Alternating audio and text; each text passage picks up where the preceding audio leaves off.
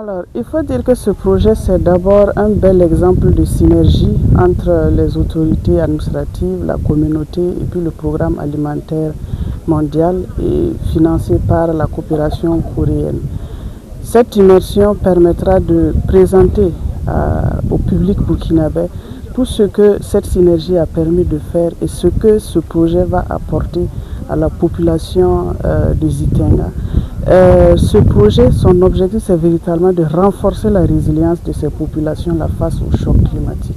Oui, il faut dire que ça fait plusieurs années que nous, l'ONG a pu travailler avec le programme alimentaire mondial, notamment les PAM, dans le centre de la résilience des communautés.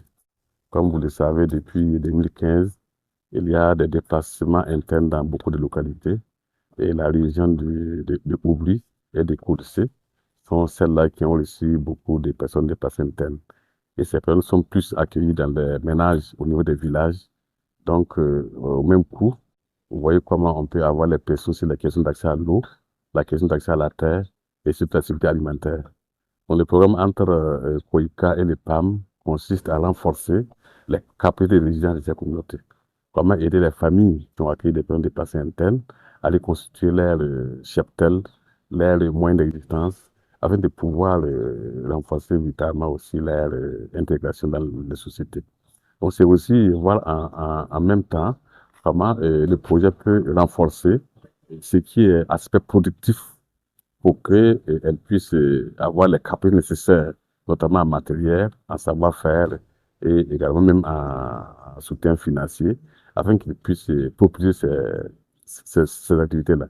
C'est surtout les activités liées à la gestion des terres. On équipait beaucoup de terres pour que les gens puissent avoir, non seulement les déplacés, puissent avoir accès à la terre, également aussi les autres aussi puissent avoir les bonnes terres.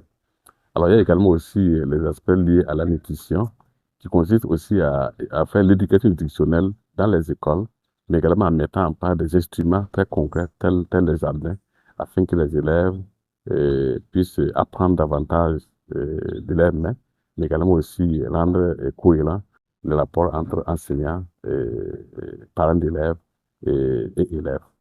Alors, le programme également aussi permet également au groupe de femmes de pouvoir avoir des activités économiques majeures pour pouvoir renforcer les économies, mais aussi diminuer aussi la pénibilité.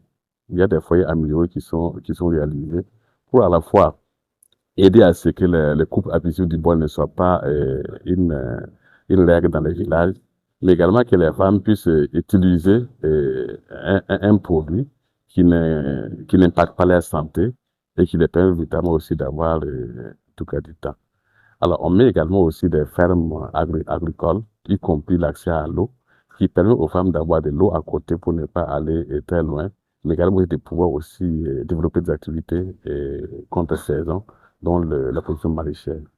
Donc, c'est un programme véritablement de stabilisation des économies, de renforcement de la résilience des ménages, afin qu'il y ait aussi une cohésion sociale approfondie entre les communautés autres qui viennent qui sont là, mais également aussi avec les personnes de passé interne.